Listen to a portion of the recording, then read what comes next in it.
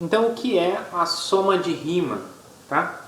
Então, suponha que eu tenho então uma função definida no intervalo AB e eu tenho uma partição P do intervalo AB, tá? Com N subintervalos aqui. Então, para cada subintervalo, ou seja, para cada I, eu vou escolher um número CI dentro desse subintervalo de maneira arbitrária, tá? Então, se eu escolho qualquer ponto lá, CI dentro daquele subintervalo, tá? Então, a partição, ela divide o intervalo AB em N subintervalos pequenininhos. Dentro de cada subintervalo, eu vou tomar um ponto, que eu vou chamar de CI, esse ponto, tá? Então, o que acontece? Quando a gente pega o número formado pelo somatório do produto do valor da função em cada CI vezes o ΔXi, né? Ou seja, que é f de C1 vezes ΔX1, f de C2 vezes ΔX2 e assim por diante, até f de Cn ΔXn, esse número aqui é o que a gente chama de soma de Riemann da função f. E essa soma de Riemann, ela depende de quem? Da partição, porque depende desses subintervalos, então ela é relativa à partição P, e ela depende também desses números CIs que a gente toma ali em cada subintervalo. Então quer dizer que ela tanto depende, ela é relativa à partição P, quanto relativa aos números CIs. Então aqui eu desenho um exemplo, tá, pessoal? Que é o seguinte: suponha que eu tenho então aqui, em azul aqui é o gráfico da minha função, tá? Eu tenho aqui o intervalo AB, tá? Aqui pegou em cima, é B, tá? Então eu tenho o intervalo AB e aqui eu peguei uma partição formada por 5 subintervalos. Então eu tenho x1, x2, x3, x4 e x5. Eu peguei um exemplo aqui aleatório, tá? Então eu tenho 5 subintervalos, em cada subintervalo eu vou tomar um ponto. Então suponha que o ponto que eu tome aqui no primeiro subintervalo seja esse C1. Aqui C2, C3, C4, C5. Tá? Eu poderia tanto tomar próximo aqui do x4, quanto próximo do x5 e assim por diante. Eu posso tomar aqui, né? O C1, por exemplo, está mais próximo do x0 do que do x1. Mas eu poderia tomar no meio, eu poderia tomar mais próximo do x1. Não importa, tá? Então esses CIs aqui, né, o C1, C2, C3, C4 e C5, são tomados de forma aleatória, tá? Então vamos lá. Então, o que significa? Vamos tentar interpretar esse número, tá? Quem é f de C1, por exemplo? Então o valor da função é o que? É essa altura, né? Essa distância desse ponto até esse aqui. Tá? Só que aqui, como está abaixo do eixo, aqui é um valor negativo, né? Então é a distância só sem considerar o sinal. Essa daqui, se a gente traçar aqui, a gente chega nesse ponto. Aqui vai dar já positivo.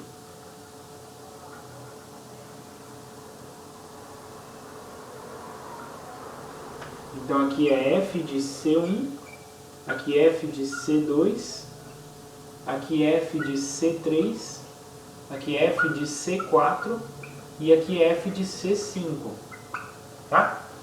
Bom, e o que é os ΔX1, ΔX2? É o comprimento do subintervalo, né?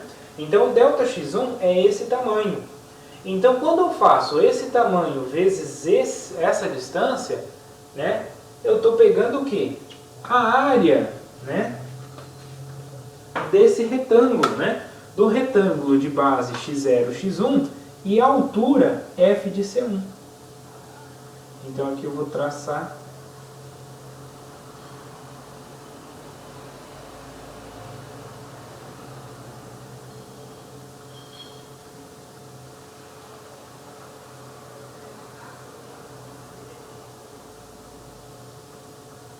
Vou traçar um retângulo. Então eu tenho aqui o que? Um retângulo, né? Então esse valor vai ser menos a área dessa região. Aqui, f de C2, porque a soma de Riemann com essa escolha aqui, pessoal, como que fica a soma de Riemann nesse caso? Nesse caso vai ficar f de C1 delta x1 mais f de c2 delta x2 mais f de c3 delta x3 mais f de c4 delta x4 mais f de c5 delta x5. Né? Então essa daqui é a soma de Riemann com essa partição e esses CIs que a gente tomou aqui. Tá? Então aqui eu tenho um outro retângulo aqui. Então eu tenho essa área aqui. Nesse caso aqui eu tenho um outro retângulo, só que agora ele está aqui para cima, então o valor da área é exatamente o valor. Tá? Aqui a gente também vai ter um retângulo. E aqui tem outro retângulo.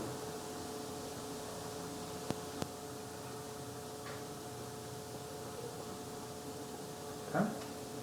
Então, pessoal, quando a função for positiva, ó, quando a função está acima do eixo, né, então o valor, esses valores que aparecem aqui, ó, esse aqui, como a função é positiva nesses C1, C3, C4 e C5, esses valores aqui, esses três que eu circulei, são exatamente, esse valor é exatamente a área desse retângulo, esse valor é a área desse retângulo e esse valor é a área desse retângulo, tá? Então, na verdade, esses três aqui está somando a área desses três retângulos. Agora, esse aqui, por exemplo, esse aqui já, o que acontece? Esse valor, ele é menos a área desse retângulo.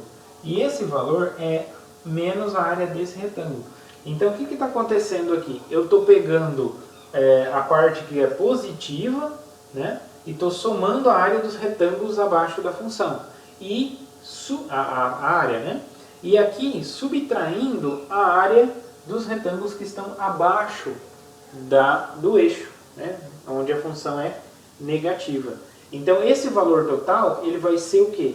Ele vai ser a área dos retângulos acima menos a área dos retângulos abaixo.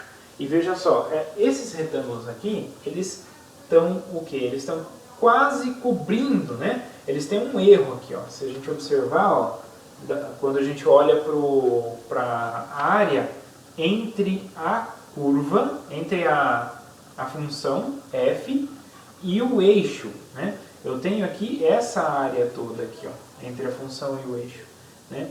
Essas duas áreas, né, a do retângulo e o que está entre o gráfico da função e o eixo, não são iguais. Por quê?